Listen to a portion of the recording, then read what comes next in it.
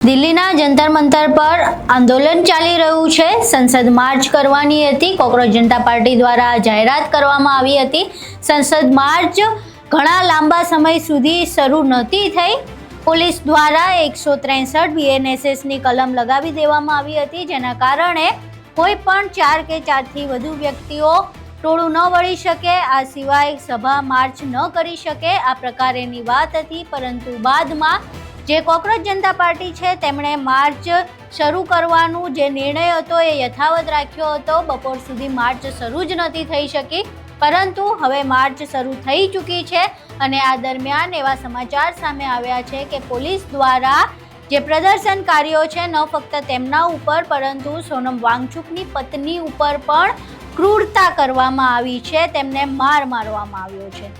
આખી ઘટના શું છે તેના વિશે વિગતે ચર્ચા કરીએ। નમસ્કાર, તમે જોઈ રહ્યા છો ચક્રવાત ન્યૂઝ, હું આપની સાથે અહેમદ।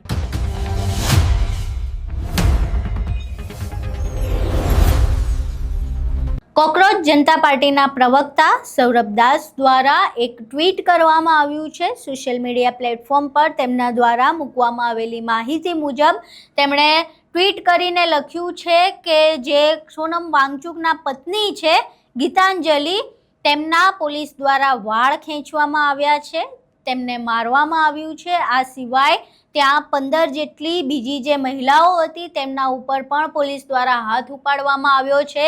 એના સિવાય પણ સોશિયલ મીડિયા પર સૌરભ દાસ દ્વારા એવા વિડીયો મૂકવામાં આવ્યા છે જે પોલીસની ક્રૂરતા દર્શાવે છે। પહેલા એ ટ્વીટ જોઈએ જેમાં તેમણે ગીતાંજલિ જે સોનમ વાંગચુકના પત્ની છે તેમના વાળ ખેંચવાનો અને તેમને જે મારવાનો આરોપ લગાવ્યો છે।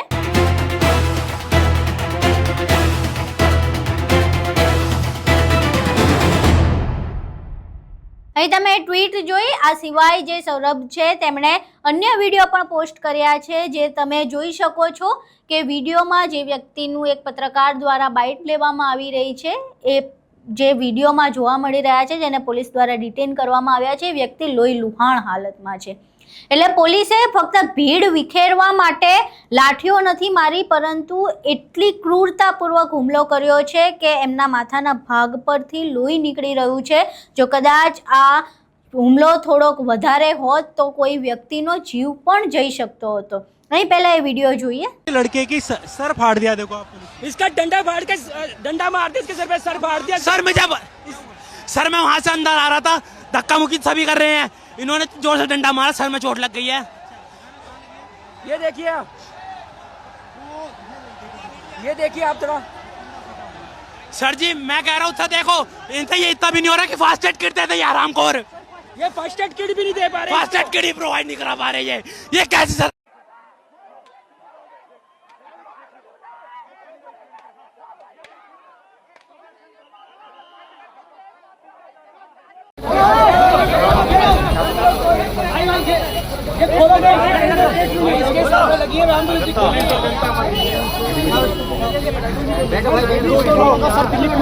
कोई बात नहीं भाई, मर्दों का काम है ये, मर्दों का काम है।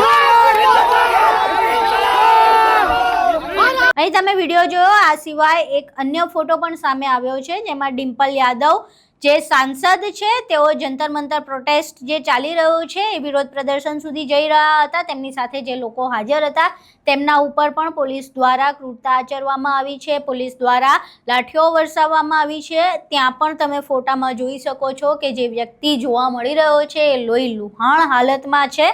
આ સિવાય ડિમ્પલ યાદવ જ્યાં બેઠા છે એમની સાથે આજુબાજુમાં જે મહિલા બેઠી છે, મહિલામાંથી આ મહિલાનો તમે ફોટો જોઈ શકો છો, એના કપડાં ફાટી ચૂક્યા છે। એટલે આ કઈ હદ કહેવાય એ પ્રશ્ન થઈ રહ્યો છે।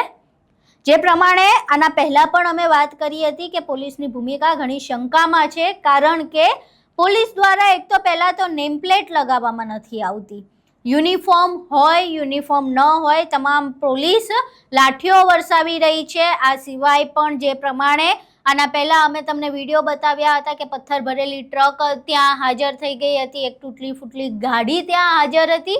એટલે આ બધી જ જે વાતો હતી, જે પ્રમાણે સોનમ વાંગચુકને પણ લઈ જવામાં આવ્યા, આ તમામ બાબતો પરથી પોલીસની ભૂમિકા શરૂઆતથી જ શંકાના ઘેરામાં હતી અને જે પ્રકારેનું અત્યારે વર્તન કરવામાં આવ્યું છે, જે પ્રમાણે સોશિયલ મીડિયા પર વિડીયોઝ વાયરલ થઈ રહ્યા છે, જે પ્રમાણે આ દ્રશ્યો સામે આવી રહ્યા છે, સૌરભે જે પ્રમાણે દાવો કર્યો છે ખૂબ જ ચોંકાવનારું છે અને પોલીસની ભૂમિકા ઉપર ખૂબ જ મોટા પ્રશ્નો ઊભા કરે છે, કારણ કે આંદોલનમાં પોલીસનું કામ હોય ભીડને વિખેરવું, જેના કારણે કોઈ પણ અનિચ્છનીય ઘટના ન બને, પરંતુ પોલીસ જ એવું કૃત્ય કરે કે જેનાથી અનિચ્છનીય ઘટના બને તો પછી એની જવાબદારી કોણ લેશે? પોલીસ દ્વારા આ પ્રકારની હિંસા કરવામાં આવી રહી છે. પ્રદર્શનકારીઓ શાંતિપૂર્વક માર્ચ આગળ વધારવાના પ્રયાસ કરી રહ્યા છે, પરંતુ પોલીસ દ્વારા આ હિંસા કરવામાં આવી રહી છે. લોહી નીકળી ગયા છે લોકોને માથામાંથી, એમના કપડાં ફાટી ગયા છે. આ સિવાય એક વિડીયો એવો પણ હતો કે એક વ્યક્તિ જમીન પર પડી ગયો છે. પોલીસ એની ઉપરથી નીકળે છે, એની આજુબાજુમાંથી નીકળે છે, બીજા લોકોને લાઠીઓ દંડા મારે છે અને એ વ્યક્તિ ત્યાંનો ત્યાં પડ્યો છે. કદાચ વધારે વાર સુધી એ જ સ્થિતિમાં પડ્યો હોત તો એના જીવને પણ જોખમ થઈ શકતું હોત. એટલે ક્યાંક ને ક્યાંક જે પોલીસ કામગીરી કરી રહી છે એના ઉપર પ્રશ્નો ઊભા થઈ રહ્યા છે અને કદાચ આ જ પ્રમાણે જો આખો દિવસ એમની કામગીરી રહી તો પોલીસના કારણે અનેક પ્રદર્શનકારીઓને, અનેક વિદ્યાર્થીઓને પોતાનો જીવ ગુમાવવો પડી શકે છે. ત્યારે શું પોલીસ આ તમામ બાબતની જવાબદારી લેશે?